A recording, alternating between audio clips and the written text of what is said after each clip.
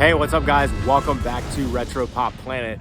And in today's video, we're not gonna do a traditional filming location video, but we're gonna go through my recollection of the filming of the 1999 Jeff Bridges movie, Arlington Road. So the reason it's not a filming location video is because it actually wasn't filmed here. The majority of the movie was actually filmed in Houston, with a few set pieces from downtown DC. We're actually at one of the filming locations right now. But I watched the pivotal scene of the entire movie, the chase scene. I actually saw them filming it in person. And the purpose of today's video is to determine, am I in that scene? I can't remember if it was spring of 98 or 99. I know the movie came out in the summer of 99. So a friend came to visit me during spring break of college for a couple days, and her and I one day decided to go downtown and just check out some of the sights. We met up with my mom at her office, and then we went off to lunch. Originally, we were gonna go down and check out the Planet Hollywood. We wanted to go see it, see what was happening at Planet Hollywood. And as we were walking down that way, we noticed there was a bunch of barricades along Pennsylvania Avenue, and we were told to stop by, I guess, a production assistant, and you could see a camera crew across the street facing towards us. She asked us if we wanted to be in a movie. If so, we should linger around, and they were gonna run us through a couple of walking scenes. But the thing is, I never knew that until recently, because I never watched this movie. Believe it or not, I never saw it up until recently. And I wanted to see if I'm actually in this movie, because I remembered, oh yeah, I actually was there for the filming.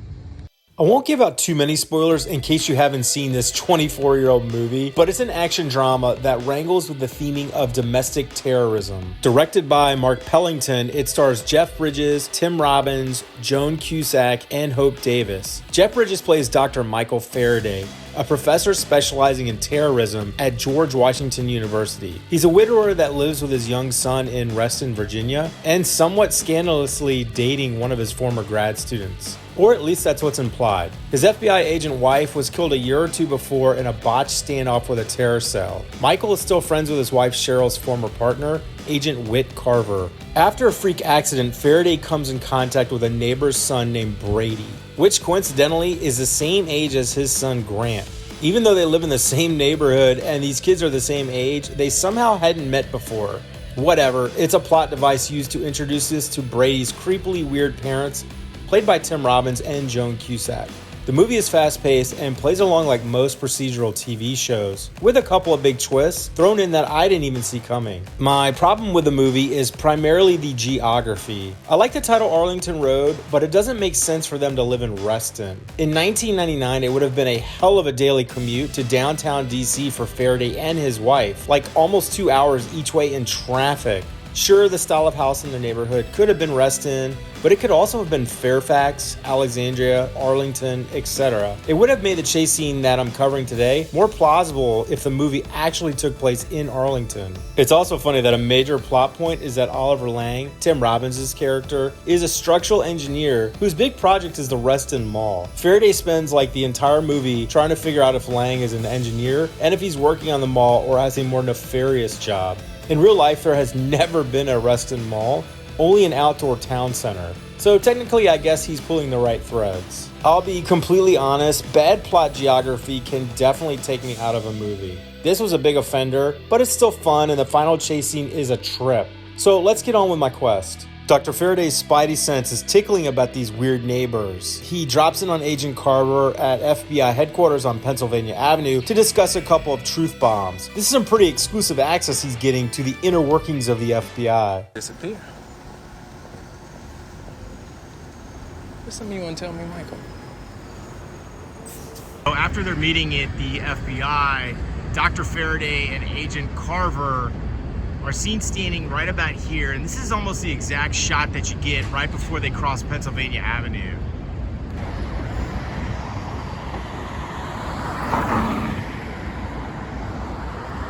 Whit, I'm asking you to run a name. I'm not asking you to start surveillance and break out the goddamn gun. Faraday, If you'd ask your wife to do it, she'd tell you the same thing.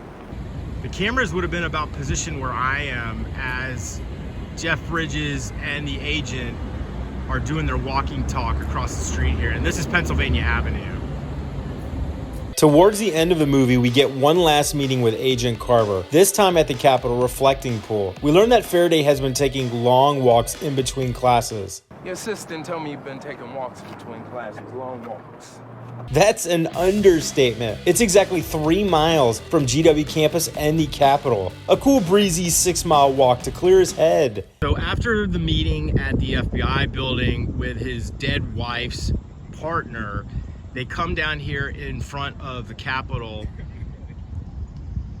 and you get a view this direction, and then he notices that he's being recorded. Good look after the St. Louis thing, Michael. Everybody who ever used a bomb got a good look. Guys would have been standing off like over here because you can see the Washington Monument in the background, and this is the mall. And you can see these columns are still here. Do you have something new on this guy or not, or do you just not like him in your neighborhood? I promise not to tell you what happens, but the penultimate chase scene starts out in Houston and ends in DC. We fly over the Memorial Bridge with a nice shot of the Lincoln Memorial in the background. And then we cut to 15th Street. There's like a boom shot, I believe, of this scene because Faraday is driving up here and then he hops onto the curb, and then the camera angle changes as they do the different stunts. Right here on the corner of 15th and Pennsylvania, this is where Faraday almost hits the poor pedestrian slash stuntman. And if you slow it down, it's really hilarious because it's a kind of a quick scene, but you can tell it's definitely not a regular tourist.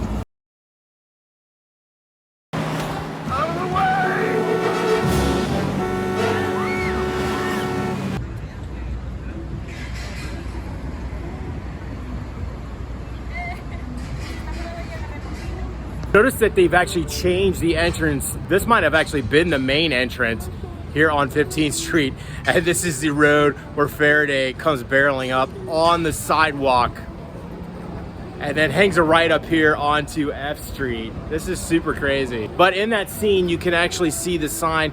The reason that sign is gone now is because this building spent about 20 years as the W Hotel, and they took down that branding in like 2021.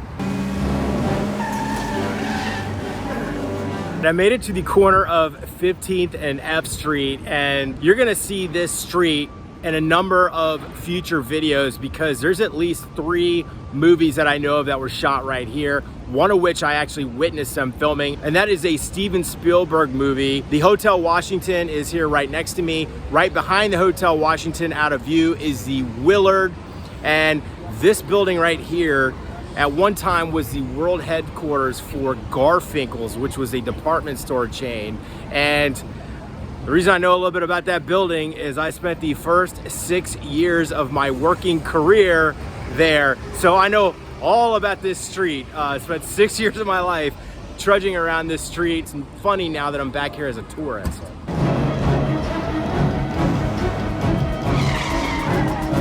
After his trip down F Street, which would have been up here about a block or so, the camera then cuts to this intersection, which is Pennsylvania Avenue.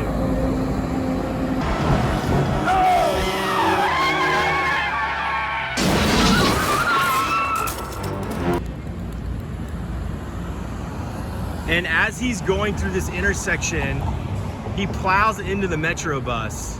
Bus crash is right about here,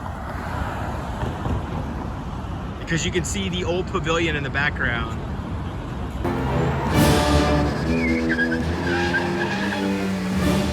The first thing you get is right about here. The building that's pretty prominent in the background with the columns is actually undergoing reconstruction, so the whole front is covered. But the bus crash took place right about here. We didn't see the bus crash because I believe that took place on another day. Could have been the day before. And I'm sure they used multiple cars for this scene.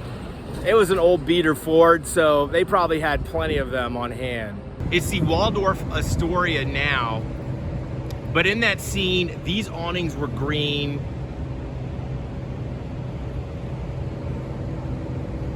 If you're in the area, the old post office tower has one of the best views of the entire city. It's really cool.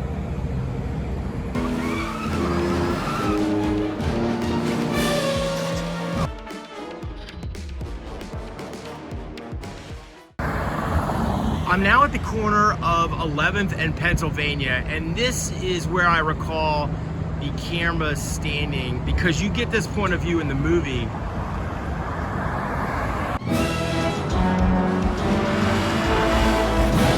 And in that scene, if I stop it, you can kind of see a group of people right here. I very well could be in that group.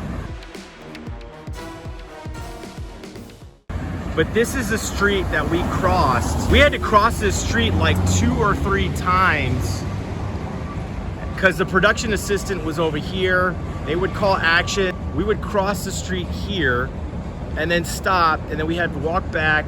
The car would reverse all the way down the road to right about here. They'd call action. We were told to walk. We'd walk across the street, and then we'd zip this way. In that scene, the cluster we might actually be in, you can see a group of folks kind of standing or walking right in this direction. This is the direction we were coming from, but we didn't realize that they were shooting a movie here.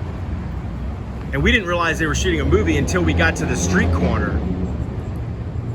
But there were production assistants blocking off the road because we were wondering what was going on. The traffic was irregular, and you'd see this red car go back and forth several times. This, of course, was the old post office building, and you can see it clearly in the movie. You can see these arches, and then you can see these awnings, which at the time said the pavilion. Pretty hard to see because the sun is coming out, but this was the street that we had to cross 2 or 3 times. We would stand here, they would say action, the camera crew was like over here somewhere, the car would come speeding and weaving in and out down this direction and then stop, and we were told to stop over here and then cross back. They would reverse all the way over here past this building and then come back again. We did that about 2 or 3 times. In the movie, you can clearly see this cutout here, which now says Fogo de Chao, but this was blank during the movie. And all of these awnings were striped. And of course they were striped with that very familiar Planet Hollywood green and red striping. If you slow it down enough, you can actually see it in the movie. I freezed and zoomed part of the scene so you can kind of see what I'm talking about. This, of course, is the FBI building, the J. Edgar Hoover building, and this is the actual garage. The garage they turned into the movie was probably shot in Houston.